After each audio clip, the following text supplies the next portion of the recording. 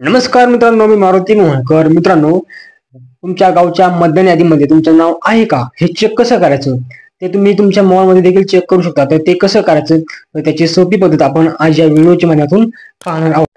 मित्रांनो, तुम्ही जर का आपल्या चॅनलवरती नवीन असाल, चॅनलला सबस्क्राईब करून बेल आयकॉन बटन दाबायला विसरू नका, जेणेकरून आपल्याला अशाच प्रकारच्या नवनवीन व्हिडिओची नोटिफिकेशन आपल्यापर्यंत येत राहील. चला तर व्हिडिओला सुरुवात.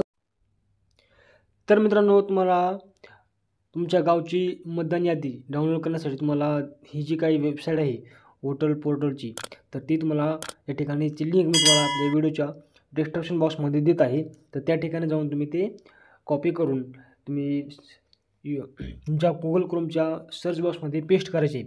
पेस्ट केल्यानंतर तुम्हाला त्या ठिकाणी आपल्यासमोर अशा प्रकारचे हे पेज येणार आहे. या ठिकाणी आपल्याला आपलं जे काही स्टेट आहे तर ते स्टेट निवडून घ्यायचं आहे.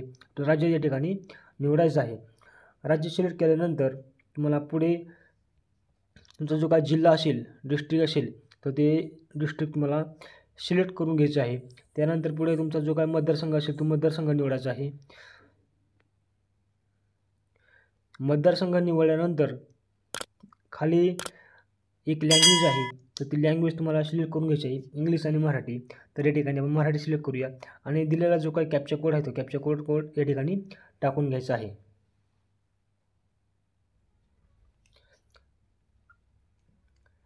तर मित्रांनो, तुम्ही या ठिकाणी बघू शकता की तुमचे जे काही मतदारसंघ आहेत त्या मतदारसंघातील सर्व गावांची नावे या ठिकाणी आलेली आहेत.